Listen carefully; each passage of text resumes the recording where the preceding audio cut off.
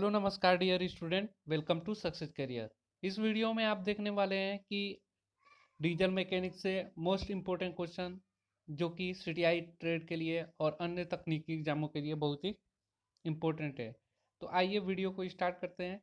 देखिए, पहला क्वेश्चन है जो ओडोमीटर द्वारा कितनी दूरी ज्ञात की जा सकती है। तो याद रखिए, ओडोमीटर जो गाड़ियों में लगाया जाता है उससे अधिकतम दूरी हम 99,999.9 किलोमीटर की दूरी नाप सकते हैं। ये इंपॉर्टेंट क्वेश्चन है, एग्जाम में भी आता है। दूसरे क्वेश्चन पे बढ़ रहे हैं। स्पीडोमीटर के द्वारा वाहनों की चाल दर्शाई जाती है। तो स्पीडोमीटर के द्वारा चाल किस में दर्शाई जाती है? मीटर प्रति सेकंड में, किलोमीटर प्रति घंटा में, मील प्रति घंटा में, बी व सी दोनों। तो याद रखिए, जो स्पीडोमीटर की वाहनों की चाल है वो किलोमीटर प्रति घंटा तथा मील प्रति घंटा दोनों में दर्शाया जाता है, इसलिए करेक्ट ऑप्शन बी व सी दोनों होगा, डी। नेक्स्ट क्वेश्चन पे बढ़ते हैं। रीड वाल्व लगा होता है। तो रीड वाल्व कहाँ लगा होता है ये बताना है। दहन कक्ष में, प्रवेश व निकास मुखों पर, दहन कक्ष के सामने, दहन कक्ष के ऊपर।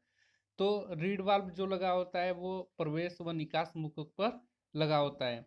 नेक्स्ट क्वेश्चन है, भारी इंजनों में सोडियम फीड वाल्व का प्रयोग किया जाता है। तो याद रखिए, भारी इंजनों में सोडियम फीड वाल्व का प्रयोग किया जाता है क्योंकि उसमें रेचन वाल्व के रूप में सोडियम फीड वाल्व का प्रयोग किया जाता है। क्या होता है कि उसमें सोडियम होता है, एक तापमान पे वो क्या होता है, जमा रहता है। जैसे ही हीट होता है तो वो पिघल जाता है और वाल्व का काम करने लगता है वहां से। नेक्स्ट क्वेश्चन है, पिस्टन रिंगों का उद्देश्य क्या नियंत्रण करने के लिए किया जाता है? तो पिस्टन रिंगों का नियंत्रण क्या करता है? पिस्टन रिंग जो है वो सिलेंडर द्वारा अतिरिक्त तेल खपत को रोकता है। ठीक है, जो पिस्टन रिंग है प्रज्वलन दाबों को रोकता है, सिलेंडर दीवारों को स्नेहन करता है, पिस्टन रिंग का उद्देश्य है। तो उपरोक्त सभी करेक्ट आंसर होगा। नेक्स्ट क्वेश्चन है, योजक छड़ द्वारा, जो योजक छड़ यानी कि कनेक्टिंग रॉड है द्वारा पिस्टन पर लगे बल को क्रैंक शाफ्ट को दिया जाता है। तो कनेक्टिंग रॉड द्वारा पिस्टन पर लगे बल को क्रैंक शाफ्ट को दिया जाता है। कौन सा दिया जाता है बताइए? करेक्ट आंसर विस्तार स्ट्रोक ना, विस्तार स्ट्रोक। आइए नेक्स्ट क्वेश्चन पे बढ़ते हैं। क्रैंकशाफ्ट का आघूर्ण सीधे किस पर ट्रांसफर होता है? तो याद रखिए, क्रैंकशाफ्ट का आघूर्ण जो है सीधे वो किस पे ट्रांसफर होता है? गतिपाल चक्र पे। क्या होता है, देखिए क्रैंकशाफ्ट पर गतिपाल चक्र यानी कि फ्लाईव्हील लगा होता है और फ्लाईव्हील पर आघूर्ण सीधे ट्रांसफर करता है क्रैंकशाफ्ट। नेक्स्ट क्वेश्चन पे बढ़ते हैं। बिलअप क्रैंकशाफ्ट का प्रयोग, बिलअप क्रैंकशाफ्ट का प्रयोग वाले इंजनों के लिए किया जाता है। मतलब बिलअप क्रैंकशाफ्ट का उपयोग किस प्रकार के वाले इंजनों के लिए किया जाता है? तो बताइए। देखिए, एकल सिलेंडर इंजन के लिए बिल्ड अप क्रैंकशाफ्ट का प्रयोग किया जाता है। याद रखिएगा, most important question. Next question पे बढ़ते हैं। नेक्स्ट क्वेश्चन दिया है जैसे दोस्तों, कैम शाफ्ट के कैम लोब पर टिका रहता है। तो कैम शाफ्ट के कैम लोब पर टिका रहता है, क्या टिका रहता है? करेक्ट आंसर आप बताएंगे। देखिए, तो पहला जो ऑप्शन है वो है Bush bearing, spigot bearing, tappet, gear box. तो टैपेट जो होता है कैम शाफ्ट के कैम लोब पर टिका रहता है। याद रखिएगा, आपको संरचना याद होगी तो। नेक्स्ट क्वेश्चन पे चलते हैं।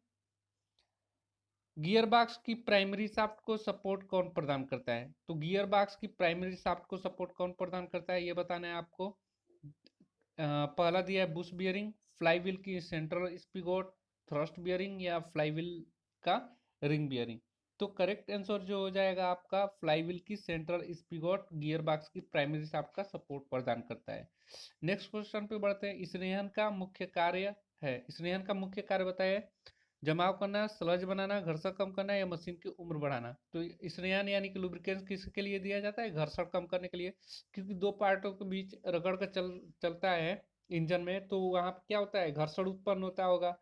और घर्षण उत्पन्न होने की वजह से उष्मा उत्पन्न होगा, जिससे हमारे पार्ट्स खराब हो सकते हैं गर्मी के कारण। क्यों गर्मी के कारण खराब होंगे? क्योंकि उसमें प्रसार होगा, प्रसार होने का, इसलिए हमें स्नेहन वहां दिया जाता है कि घर्षण कम करे और हीट कम हो। नेक्स्ट क्वेश्चन पे बढ़ते हैं।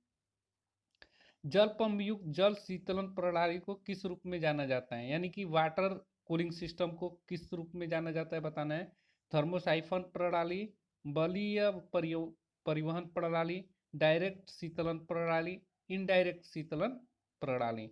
तो करेक्ट आंसर आपको बताना है। करेक्ट आंसर मैं बताऊं, यहाँ पे करेक्ट आंसर जो हो जाएगा आपका बलीय परिवहन प्रणाली जलयुक्त पंप, यानी कि जल शीतलन प्रणाली को अन्य नाम से जाना जाता है। नेक्स्ट क्वेश्चन है, डीजल इंजन को स्टार्ट करने की विधि नहीं है, यानी कि डीजल इंजन की स्टार्ट करने की विधि नहीं है। सेल्फ स्टार्टिंग विधि, हैंड क्रैकिंग विधि, डिस्क प्राइमिंग विधि या कंप्रेसर एयर विधि।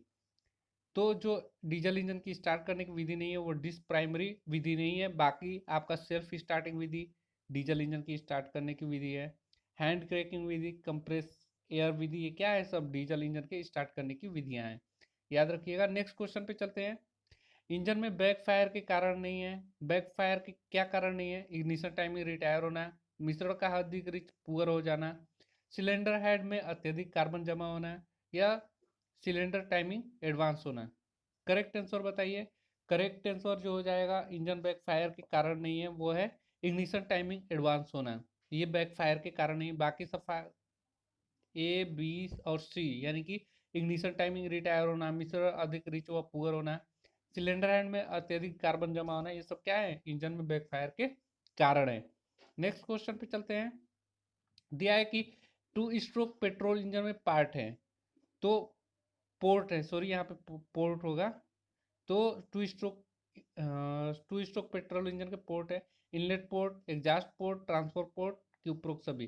तो देखिए जो भी टू स्ट्रोक इंजन होती है उसमें इनलेट पोर्ट होता है, एग्जॉस्ट पोर्ट होता है और एक ट्रांसफर पोर्ट होता है, यानी कि उपरोक्त सभी आंसर सही होगा, चौथा ना। नेक्स्ट क्वेश्चन पे चलते हैं।